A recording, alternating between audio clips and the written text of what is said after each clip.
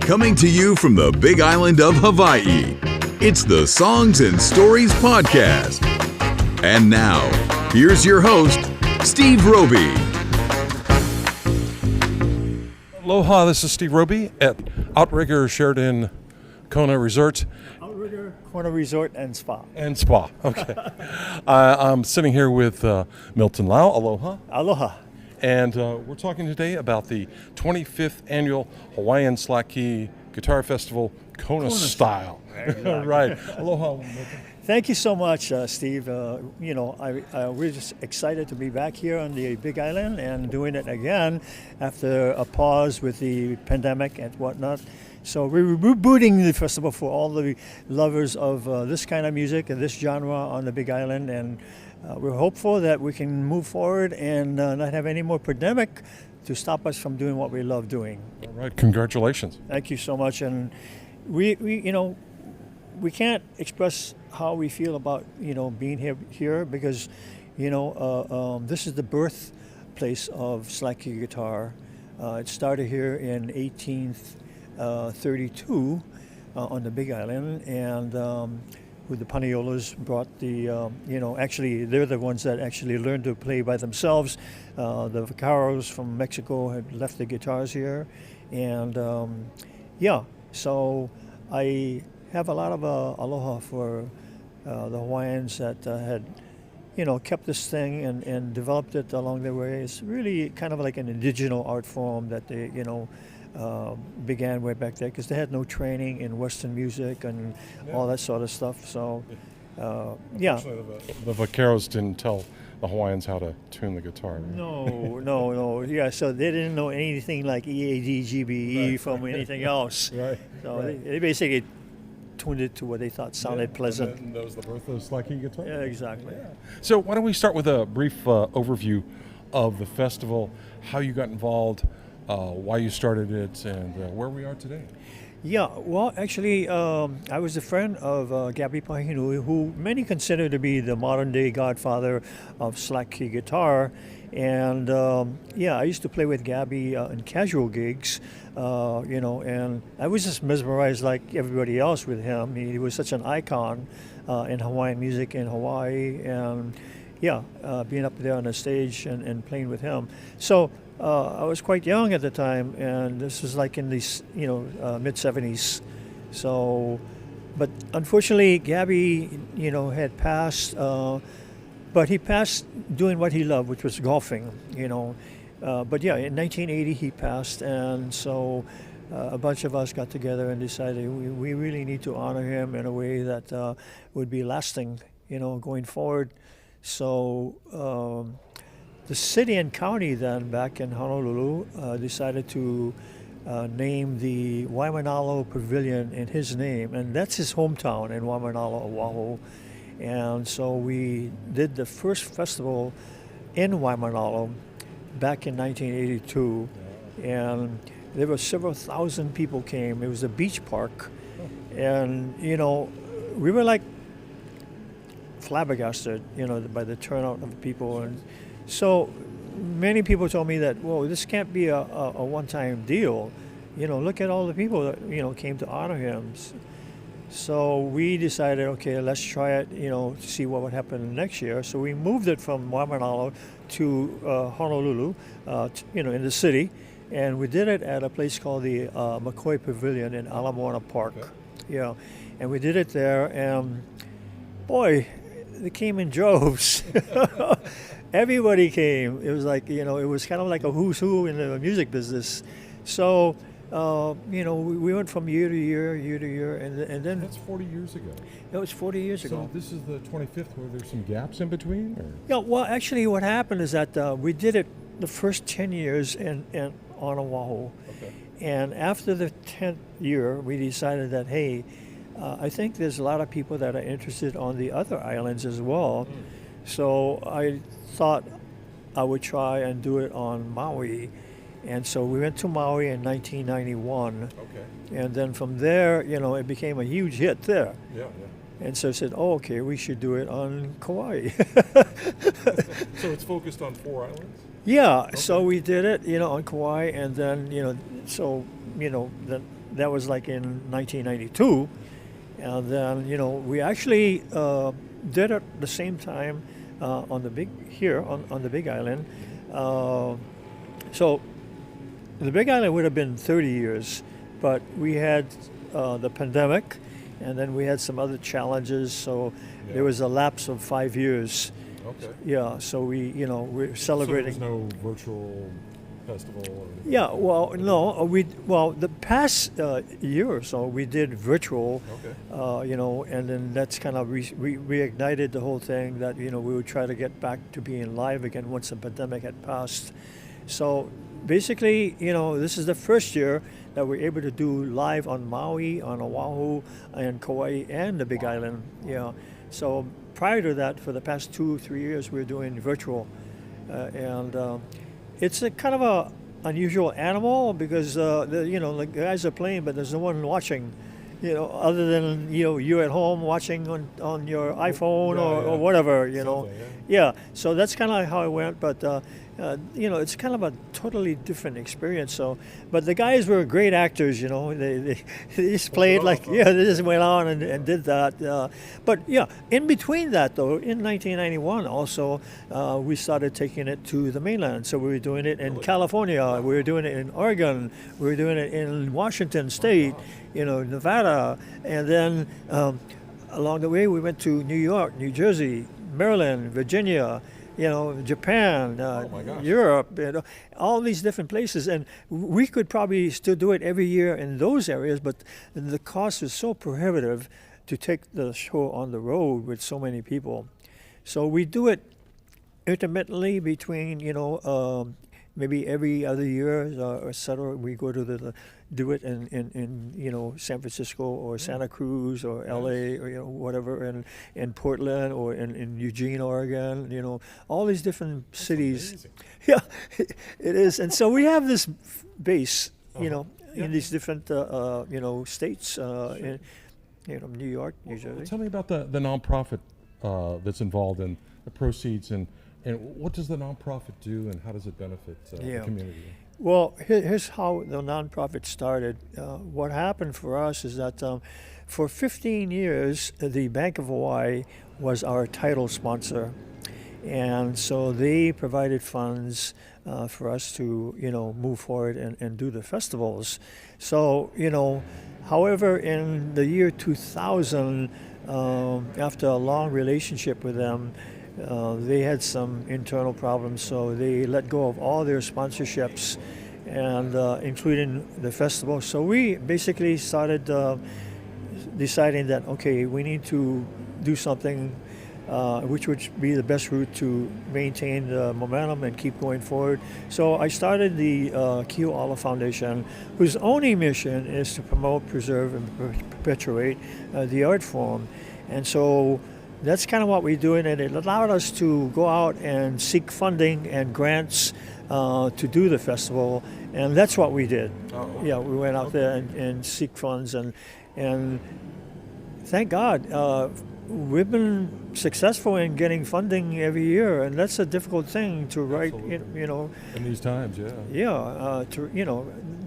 major thing, if anybody knows about fundraising, the writing is critical. Yeah, and so basically, but we persevered and did it and moved forward, and all the monies that if we generate any money, is to basically maintain our mission. By doing these festivals, we also provide little scholarships for young people to do these things. We have workshops, in schools and elsewhere to do this, and that's it. And people think that, why would you do this if you don't make any money? For us, it's just a passion. We want to, continue this legacy of Slack guitar that's actually 190 years old this year. So, and that's our vehicle to do that with the foundation. That's wonderful. So, yeah. Tell me a little bit about today's show. It's a 4-hour show, 14 acts? Yeah, actually, we have some of the best acts in the genre. master slack key artists like Ledwood Kaapana, and a lot of the younger guys too. I mean, George Cool, he's been around a long time too. Then we have a lot of the next generation guys, like Bobby Modero, who's also the leader of Mauna Lua, the group Mauna Lua, Stephen Inglis, and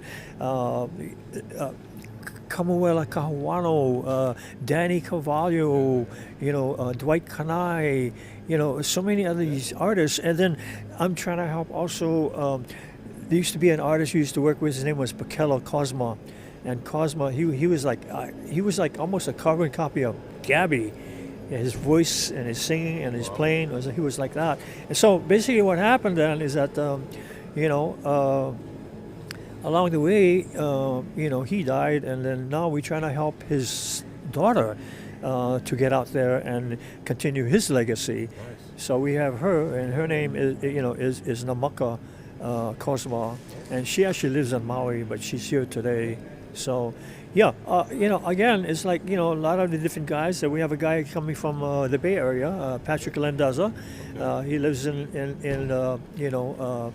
East Bay of, my old stomping grounds. Yeah, okay. Emeryville. Yeah.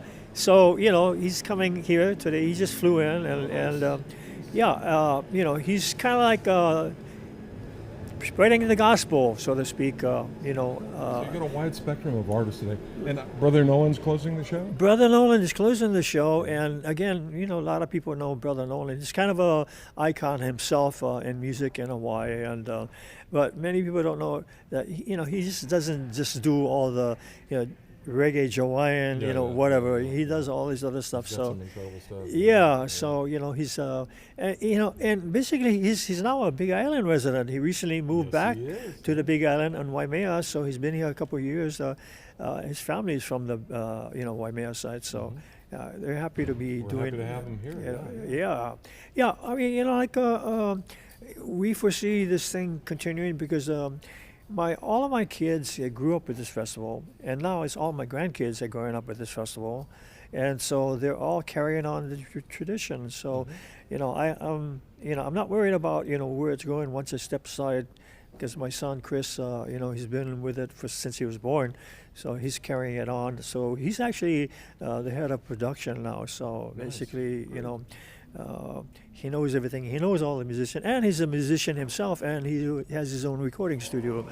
So So I'm pretty certain that the festival will keep on moving forward, and providing the residents and visitors alike some of the great stuff about our culture in Hawaii. So, and that's Kiho'alo, Hawaiian Slack guitar. Yeah.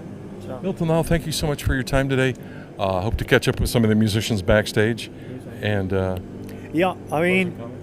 we thank you so much. And for you Big Island people out there, we thank you for supporting us over the years, and we hope you continue to support us going forward. Aloha. Thank you. Aloha. Well, my name is Kamuela Kahuano, and I got involved because of the good graces of Milton Lau and his family, Chris and everybody else that helps out. They really are a family of this festival. And so they believed in me in a time when I didn't really know much Slaki music, and I actually learned on tour, and that was how it went. I wrote one song called Loliana, and that was pretty much the song that I'm going to play it today. It's my big song, and through that I've been able to learn all kinds of different tunings and other songs. And what do you normally play? I normally play everything under the sun. So okay. Yeah. Are you the one Milton was telling me about from the Bay Area? I'm not from the Bay Area. No, that would be Patrick Landiza. Yeah, he's coming. Landeza? Landeza. Yeah, sorry. Okay. I don't want to say it wrong. He was telling me about your band.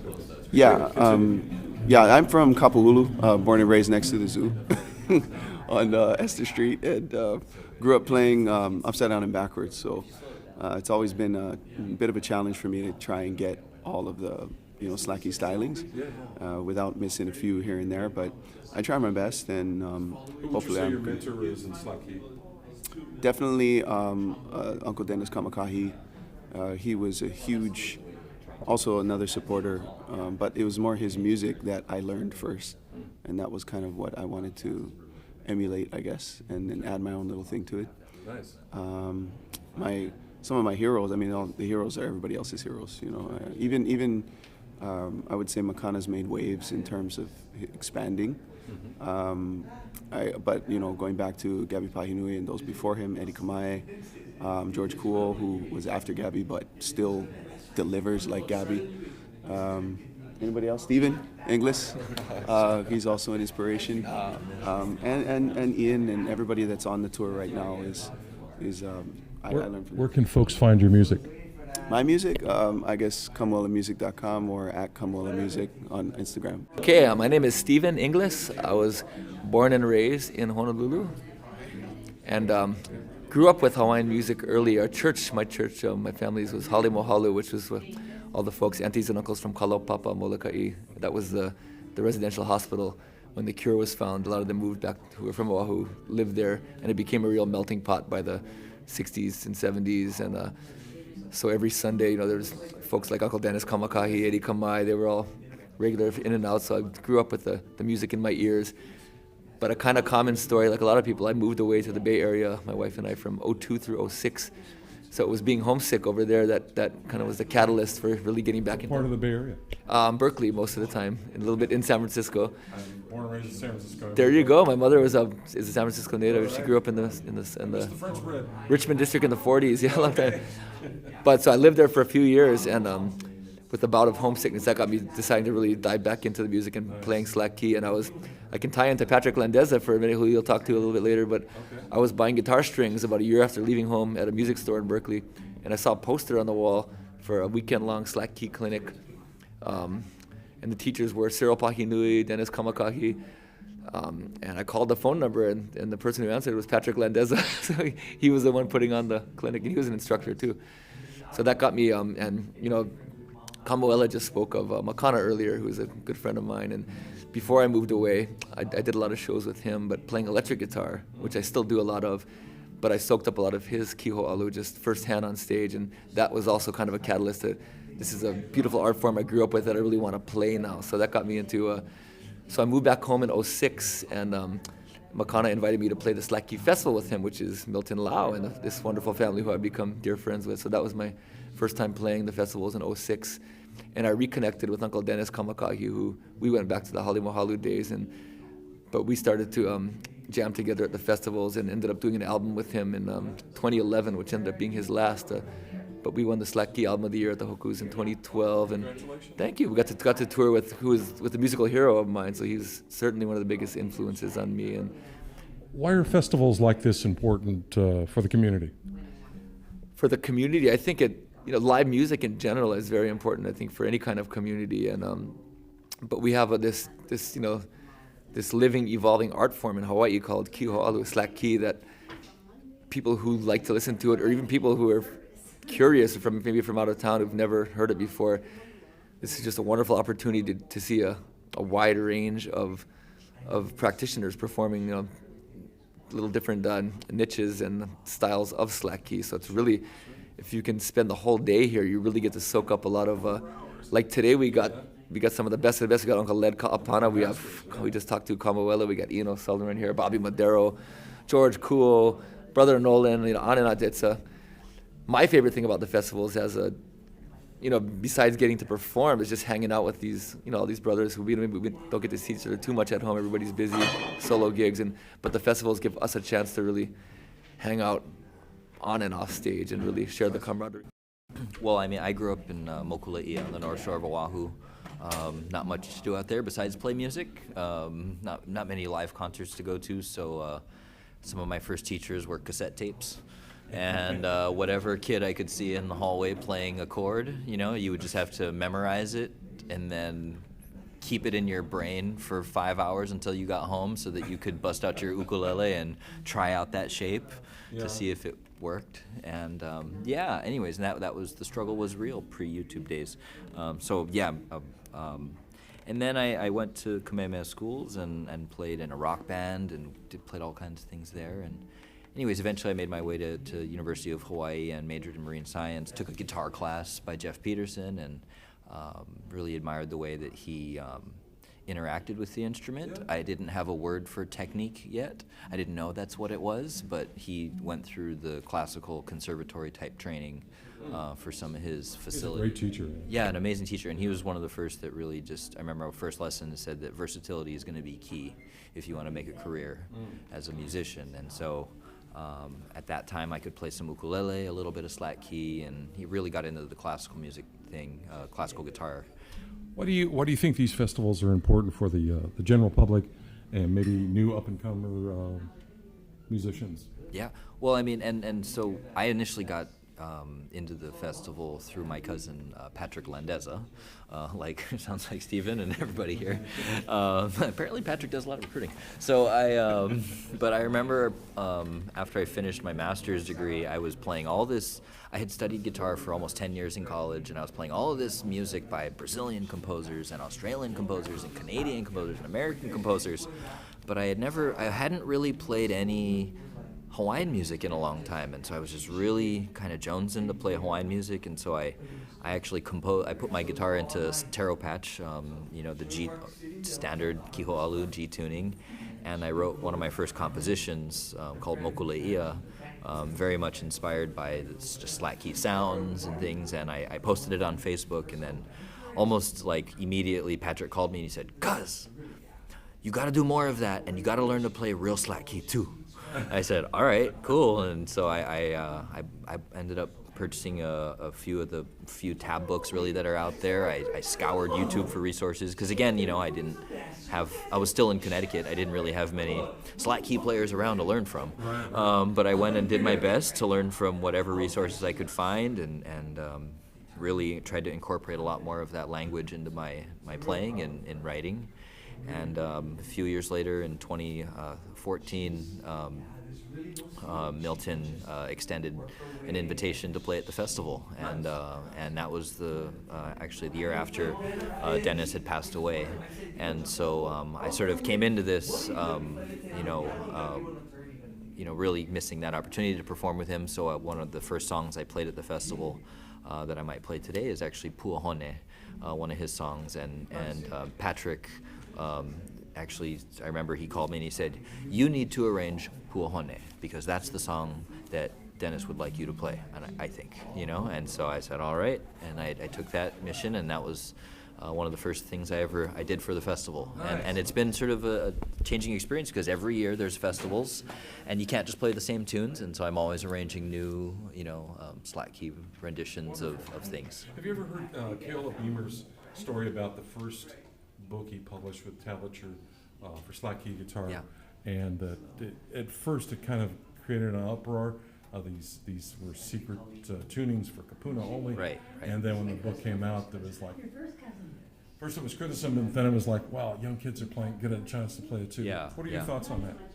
Well, it's sort of like, it is a language, right? A musical culture, which involves tradition, which involves generation after generation being able to carry it on.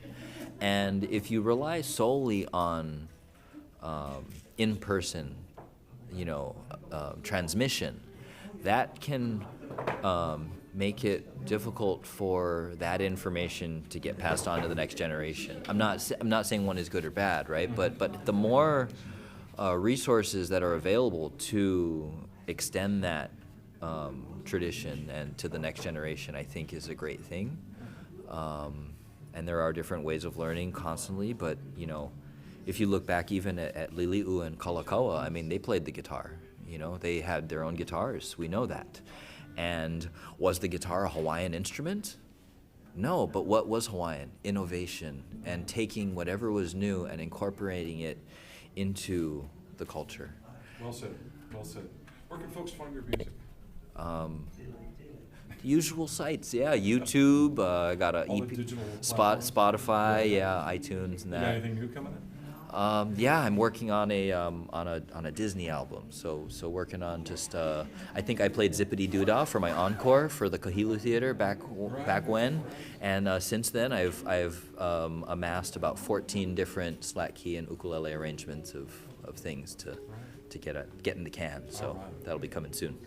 Bobby Modero Jr. from Honolulu, Hawaii. Can you give me a little bit of background overview of your career and how you got involved with today's festival? So I started playing guitar right after high school, and I was 17, and I was looking for someone to learn how to play slacky. And back in those days, 87, 86, 87, it was really hard to find a teacher. If you weren't a family, and I didn't have any family that played proper slacky guitar. And Why was that? you know, it's a birthright. You know, the Hawaiians believe a lot was taken away from them. So this was something that they could control. If I wanted to teach you, if you're my son or my family, I'd teach you. But you can't take this away from me. Something I can take to the grave. So it's very prominent. It's a birthright, you know, and it was something that they really held close to their heart. So my father said, hey, you should learn from Raymond Kane, who had just got the National Endowment of the Arts recognition. And so I said, well, Dad, how do I get in touch with him? He said, well, just look him up. So I looked up in the phone book. Phone book. We had a phone book, a proper phone book.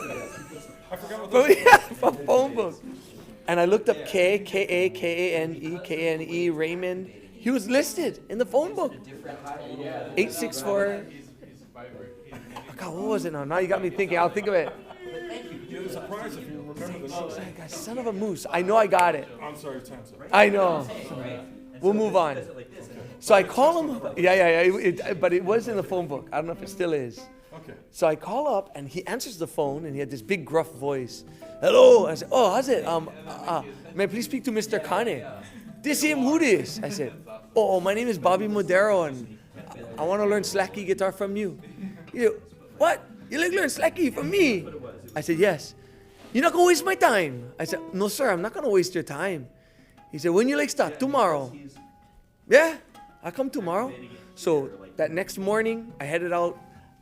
If you know Oahu, I'm on the furthest southeast part of the island. He lives way up on the west side. So it was quite a commute. Nanakuli. And I go there twice a week, you know, to sit down with this man and to embrace the ike, the knowledge. How old were you? 17. So I was older already. And I sat with him and played. After a year of learning, I became his protege. So I worked with the State Foundation Culture and the Arts. The Nation's Archives came down after we got done with our program, filmed me, you know, with him. And so the government paid me to ensure that traditional style of slacky guitar is never lost. So if ever this happens that they needed someone to show the nation what traditional slacky guitar, you should be able to replicate it. So it's kuleana, it's a responsibility. It's a blessing, you know. So since then you've been a devoted disciple?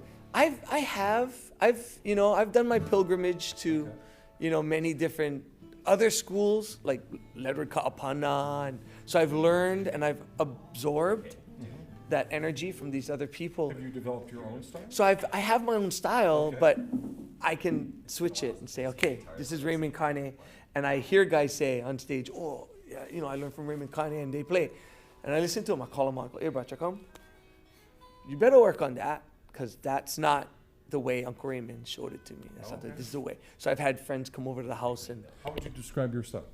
So, Uncle Raymond's style, the way, that's my bedrock, and I've grown from there. But his style it's fluid, it's lush, it's a lot of brushes, hammer-ons, hammer-offs. It's this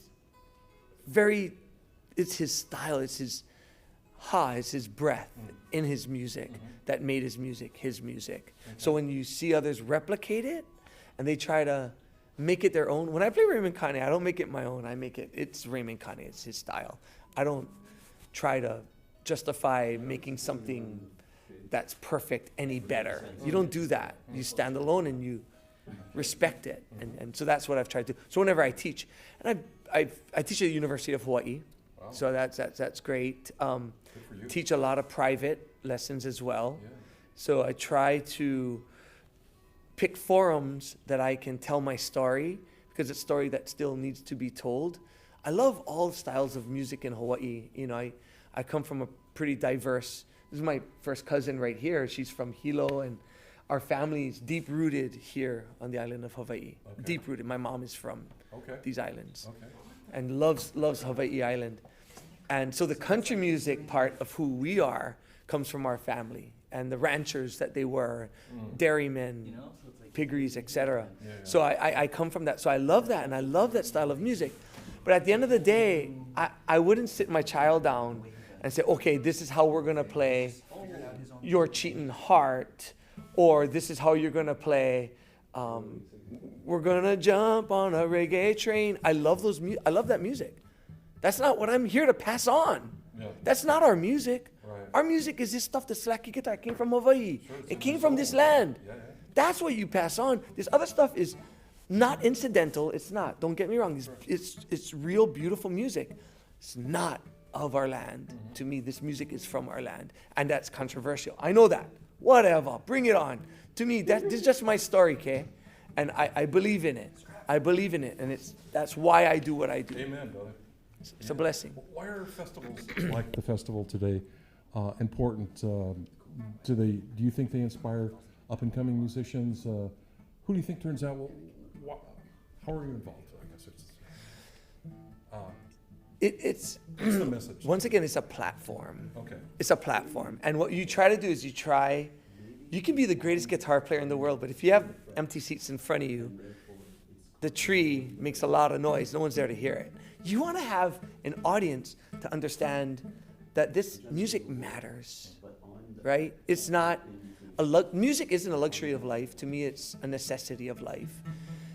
And this music that we're playing takes it even further by saying you're representing someone else's DNA musically. So Uncle Raymond Kane, in my case, Raymond Kane, it's his DNA that's flowing through me to now tells his story in the 21st century to this audience of young people, men, women, doesn't matter. But they then take your story, internalize it, and they have their story to tell. And it may have to do something with slacky guitar, the mountains, the songs, the stories of the wind. I mean, there's so much to be said. And it starts here. So the first Slacky Guitar Festival I went to is in 1987. I was 17, and my mom dropped me off at 10 in the morning, and I sat there, and I stayed there till 10 at night, and I didn't drink anything. I didn't eat anything. I stood there that entire time. My mom picked me up. I was dying. I was so hungry. I was so thirsty, but she said, "Why didn't you go get something?" I said, "I couldn't." I was mesmerized by this. I was being facilitated by these men who have given so very much of themselves to their craft. They planted a seed in me. Here I am, 33 years later, baby. Here I am. Two last questions. Where are the women involved? Where are the women slacky players? There are. Okay. There are. Yeah. And it's I'm very proud. What's Piccolo's daughter's name? Namaka. Yeah. That was her, huh? Yeah. Namaka, you got to talk to her. So she's here, so she's keeping her father's representing. Okay. Oana Salazar, there's several slacky guitar players that are women. Yeah. Cindy Combs, Asia, yeah. Okay. But you haven't heard anything until you heard my cousin. After I'm done teaching her, you ain't heard no wahine play slacky. This is my first cousin right here. Yeah, so we're gonna show up, honey. So it's a blessing. And like I said, it crosses genre, it crosses the music. It comes from the soul. It's a soul music. It's not. I love it. It's official soul. Where can folks find your music online? iTunes, Spotify. Yeah. All right. Are you working on anything new? Not right. Yeah. Well, yes, I am. I'm doing a slacky album with Kavika Kahiapo, another great guitar player. So we're going to be doing an album together, coming up, recording soon. It's just a matter of carving out time, fitting in. You got a website or? Facebook, social media? Yeah. My Where website. can we start? Facebook. Okay. Facebook is the best Okay. platform because my website, I update it whether it needs it or not every 10 years. So don't go there. Just go to my Facebook page and you can get me there. Monday nights at the Rockin' M Ranch. Come be with me. Hello, I'm Led Kaapana, and I'm here in Kona doing the 25th annual Slack Hawaiian Slack guitar. Yeah, yes. Leonard, can you tell me why are these Slacky festivals important? To me, it's important because it's part of Hawaiian music, and it's nice to have this going on to bring out all of the young generation to carry on the music when we're not here. And because as I was a youngster, I did the same thing, listening to Gabby and everybody else, and now it's my turn to share to the next generation. How would you say Hawaiian Slacky guitar has evolved over the years since you've been playing? Has it what? How has it evolved? How's it changed? How are the new people playing? Have you noticed any differences? No, not that much difference. I can see it's the same things that it is happening, but that the next generation that is playing, they're so involved with what we do, and what we're doing is trying to help them to create their own way of playing, to take it on to the next generation. So I think the difference is it's changing over to the next generation, changing over to their style. So yeah, but for our style, for my style, it's always the same because I was brought up listening to the music, and I always kept it the same. And today, when I see the young ones learning, they try to create, and I always tell them, you got to create your own. So whatever they create is different from what I feel. So yeah, I can see a little different, but yet it's still, the slacky that goes on. Yeah. What message would you pass on to the younger generation of players? I would tell them, if you love slacky, for me, like I love slacky, and I've learned how to play from within with a lot of love that have to come from inside. And if you love what you do, practice hard and just keep on carrying on the music and share it to the next generation, on their generation. Yeah. Yes. Thank you for your time. Yes. Nice to meet you. Aloha. And aloha. Thank you. I love her shoes. Oh, thanks. Wow, where'd you get those? My girlfriend. My wife and my girlfriend. No, but she got them online for me. Yeah. Oh, okay. Yeah. I mean, those look like real cowboy. I've been using the shoes since when I started using red boots was 1992. So that's how long I've been using the shoes. What are you going to play today? I'm playing ukulele. What's on? I'm playing ukulele. I'm playing Love is Blue. Love is good. Love is Blue. A little. Oh, okay. Yeah, Love is Blue. I remember growing up, I used to love this song. Love is Blue. I gotta be slacky too. So I'm playing Love is Blue. I'm playing Killing Me Softly, and I'm playing the last song I'm playing is The We Are Swing on ukulele.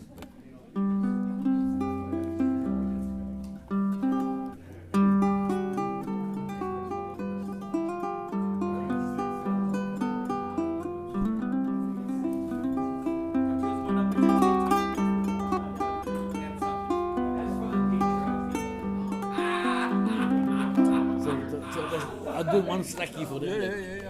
Thank you, Leonard. Thank you. Appreciate Thank you so it. much. Yeah. Why are these Slacky festivals important? Who's the audience trying to reach? Definitely to perpetuate the style. Yeah, another Hawaiian tradition that we need to foster so it doesn't die out. Have you seen the style evolve over the years? Oh yeah. Awesome. We all get different styles. We all had similar teachers too. Yeah. So it's kind of like martial arts. Yeah, you go to one teacher, you learn so much, and that teacher tells you to go to the other teacher. Yeah, and then I find that in this day and age, we're doing the same thing too. Passing the legacy on. After I teach a young person, and I feel like enough of me, I sell them to somebody else so they can get some more. Yeah. And I think after you go through several teachers, you develop your own style. Yeah. What are you going to play today? All songs from Hualalai. Yeah, all Kona songs, but Miloli'i, Kona, Ho'okena, all this side. You know us, we're from the north. Yeah. We're so cool. Right. That's why I was telling everybody, we're the Vikings. We're the Vikings. We're from the north. We come in south. So over here, it's all Vela and hot. Oh, yeah. Yeah, so we, I think I play all songs about this area. Any final thoughts? No, just that this is the birthplace of my mama and my grandma and my grandpa. I mean, this is where our family is from. Our Pico is actually in Kona. I just got hana'd to Waimea. I got booted. Yeah, I had to move up. I had to move away. So Hopefully it was a soft one. So my roots is over here too. Plenty roots. Thanks for listening to the Songs and Stories podcast. Make sure you never miss a show by clicking the subscribe button now. This podcast is made possible by listeners like you. Thank you for your support. We'll see you next week on Songs and Stories. Aloha.